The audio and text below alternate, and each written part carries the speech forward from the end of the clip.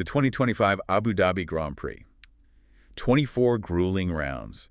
And it all comes down to this. This wasn't just another race. No, this was the ultimate title decider. The decider. You had history right there on the line. Max Verstappen going for an unprecedented 5th straight world championship. And on the other side, destiny.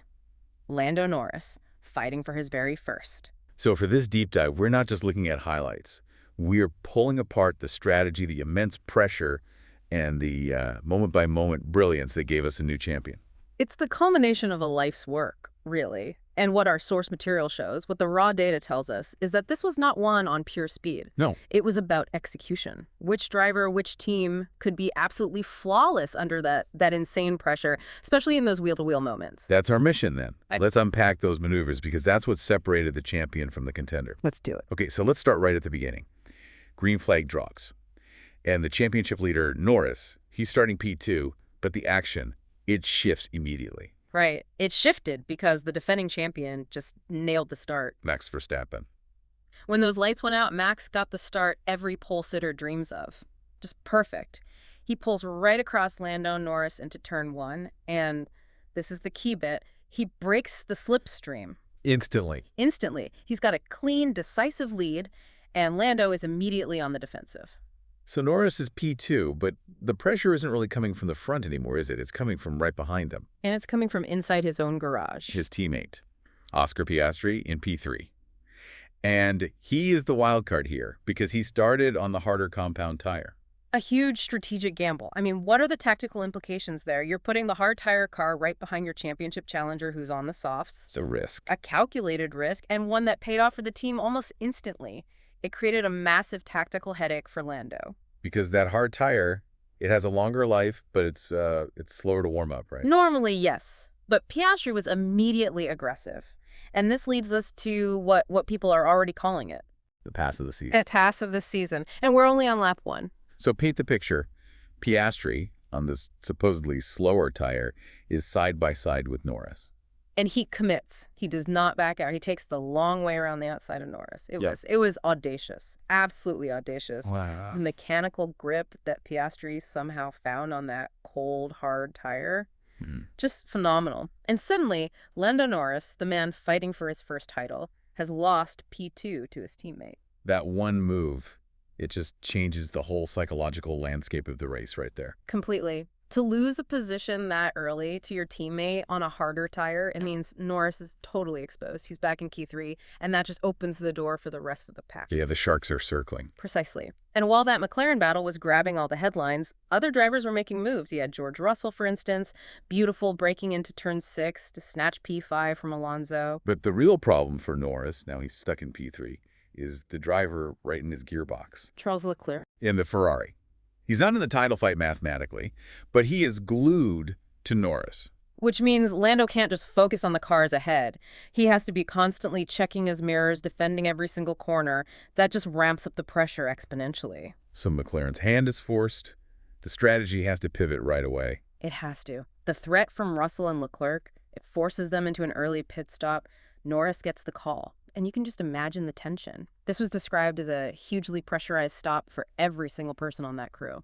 Zero margin for error. Zero. And Ferrari follows him in. So now the title fight is a pit lane battle. Yeah, and the McLaren crew, they delivered. A superb stop. 2.1 seconds. The 2.1 was, it was the defining metric of that whole phase of the race. It wasn't just fast, it was tactically perfect. The main goal was covering off George Russell. Exactly. They had to get him back out ahead of the Mercedes. Any tiny hesitation, any fraction of a second lost, and Russell is ahead, and Norris is in a world of trouble. But the 2.1 was so clean, he kept that track position. He did, which let him rejoin and immediately focus on the cars ahead, not the cars behind. This segment is part of our news coverage of recent F1 events. If you're watching this on YouTube, welcome to DRS Zone. We're diving deep into the analysis. Don't forget to subscribe for more electric F1 content right here. Okay, so Norris has absorbed that pressure in the pit lane, but now his work is cut out for him on track. He's rejoined further down, he needs to get back to P3, and he needs to do it fast. So he needs clinical, efficient passing. And he delivered. Straight away. He did, didn't he? Yeah, he cleared 2 cars so quickly. One was a clean move to the inside of turn 5, just using those fresh hard tires. The second was a Williams driver, didn't put up much of a fight. That gets him up to 7th. But now comes the real test of his racecraft. Right. Let's unpack this scuffle with Liam Lawson.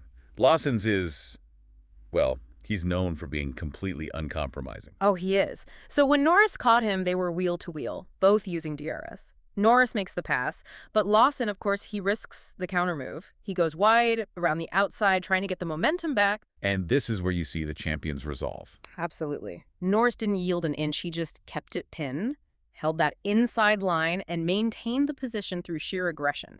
That wasn't just a pass. That was a statement of intent. And that statement paved the way for the decisive move, the title-clinching move, really, against Yuki Tsunoda. Yuki's defending P3 hard. As he should. But Norris used the slipstream perfectly down the long straight. He makes this decisive lunge to the inside. You could see Yuki think about a late block. But it was too late. Just too late. Norris committed so early, so cleanly, there was no room for a counter. And that was it. First opportunity taken. Lando Norris is back in P3. The minimum position he needed to be the 2025 world champion, no matter what Verstappen did. Exactly. Now, a move like that in a title decider, it's always going to come under scrutiny. Can you break down the regulatory side of this? Because this detail really cemented the title. Yeah, absolutely. So the stewards looked at two key things. First, Tsunoda himself got a penalty. A 5-second penalty for making more than one change of direction while defending. So, the stewards are saying his defense crossed the line from protecting to illegal weaving. It was just unsustainable. Okay, what about Norris? There was a moment he left the track. There was, but that incident was ruled no further action. The stewards decided that while it was aggressive, he didn't gain a lasting advantage. His driving was deemed legitimate. So that's the final piece of the puzzle. The confirmation of clean, aggressive racing clears the path. And that's all the peace of mind McLaren needed. So while all this drama is unfolding for Norris, you've got Max Verstappen just running a clean race out front. Yep, aiming for his 5th title. He eventually pits, a 2.4-second stop. Red Bull already has the constructor's title, but Max needs this to seal the drivers. And that stop, just to compare, was 0.3 seconds slower than Lando's. Which, in the grand scheme of things, was vital for Norris maintaining his track position earlier. But once Verstappen was back out on track, the Red Bull strategy, it became brutally simple. Almost dead. It was desperate. What did Red Bull bet on? Chaos. They bet on chaos. So first, Verstappen has to get past Piastri, who's running that long stint and leading the race. Max does that. Clinically, he takes the on-track lead. But their real strategy, it just boiled down to hope. So the plan was basically beat Oscar and then just pray something happens to Lando in those last 14 laps. That's it. They were banking on an incident, a safety car, a mechanical failure, anything that would knock Norris out of that crucial P3 spot. And Piastri's long stint was the anchor for that whole strategy, hoping it would create some kind of anomaly. And this is where the sources just highlight this incredible, almost cruel statistic for Red Bull. No incident came. Nothing. All 20 cars hadn't finished a Grand Prix since Singapore. The run of clean racing continued right to the very end in Abu Dhabi. Piastri makes his stop late, but because the race stayed green, stayed clean, Red Bull's hope strategy just completely failed. The clean race killed their only chance. It's fascinating, and even the background battles showed how difficult it was out there. You had Lewis Hamilton, for instance, who was absolutely charging late in the race. He passed Ocon for P7. A tremendous drive. But it perfectly illustrated the razor-thin margins. When Hamilton got close behind Ocon, the sources noted he had to make this huge correction just to keep the car straight. That's the aero wash. That's the aero wash in action. That turbulent, dirty air stripping away the downforce. It shows just how on the limit everyone was, even deep in the midfield, right to the very last lap. And that brings us to the checkered flag. Max Verstappen crosses the line. He wins the Abu Dhabi Grand Prix, his 8th win of the season. A phenomenal drive. But his final aggressive push for a 5th title, it fell short. It did, because the story isn't about the race winner here. Max Verstappen won the race, but Lando Norris won the title. What a moment. The emotional payoff for McLaren, their first title since 2008. The sources just capture that pure, visceral release from Norris, lighting up the main straight. Yeah. This is the promised land. It is. The culmination of a life's commitment. From his parents, from his whole team, all of it resting on 58 perfect laps. So when we look at the final analysis, what was the defining factor? We can talk about pace, we can talk about the car. And those are all essential, of course. But when you boil it down to those 3 crucial wheel-to-wheel moments against Piastri, against Lawson, against Tsunoda, The difference was temperament. The perfect blend of aggression and control. He never let the moment, the championship pressure, compromise his decision-making. Exactly. He delivered when it truly counted. His composure under that pressure, especially against his own teammate on lap 1, that was the hallmark of a champion. You've got to be standing at the end of the fight. To call yourself the champion, you have to still be standing at the end of the fight. And after 24 rounds of just brutal, high-stakes racing, Lando Norris was the one left standing. He passed the ultimate test. He absolutely did. That brings us to our final thought, something for you, the listener, to mull over. Given how crucial that composure was, how he mastered his emotions in those battles, the pressure on the pit crew for that 2.1-second stop, this raises an important question. How much pressure does winning that first title actually relieve? And what does having that confidence, that knowledge that you can execute under fire, what does that mean for next season's title defense? Does he now have an unstoppable mental edge? We've seen it before. Drivers elevate their game after getting that first one. That's what we'll be watching for. We will find out soon enough.